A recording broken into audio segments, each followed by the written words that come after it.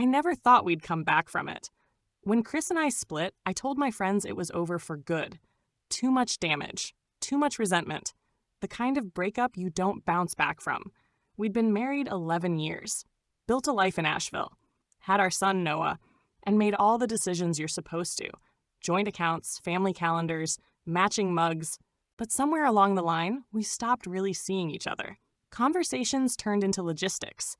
Intimacy dried up. It wasn't loud or dramatic, just slow erosion. The final crack came when I found texts from him to someone else. Not sexual, but vulnerable. Things like, I don't know how to talk to her anymore. I felt gutted. When I confronted him, he didn't lie. He just sat there and said, I don't know how to be married to you anymore. He moved out within 2 weeks. At first, it was civil. We agreed on a parenting plan. Noah was 9, and we both wanted to shield him from the mess. But emotions don't stay neat. 3 weeks in, Chris filed for divorce through a lawyer. That caught me off guard. I thought we were handling it ourselves. Then I found out he'd asked for primary custody, said he was worried about stability. That part hit like a punch. I felt betrayed, furious, and scared. I thought he was trying to cut me out. What followed wasn't our finest hour. We argued over everything. He skipped pickups. I snapped during drop-offs.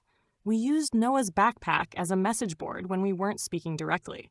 But here's what I hadn't faced yet. A year before things fell apart, Chris lost his dad. Suddenly, heart attack out of nowhere. And I wasn't there for him. Not really.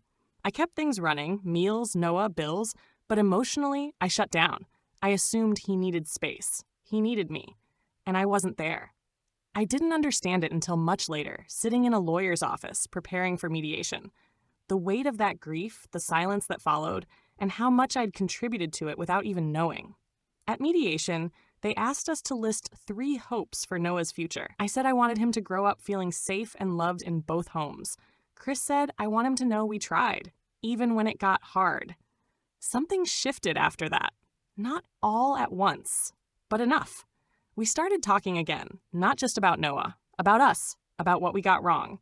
6 months after filing, we withdrew the divorce. We didn't announce it, didn't make a big speech. We just started showing up for dinner together. Then therapy. Then one day he came over to drop Noah off. And never really left. We still argue, we still mess up, but now we don't walk away from the hard stuff. Thank you for listening. If you enjoyed, please like, share, and subscribe for more content at Stories with Gaming.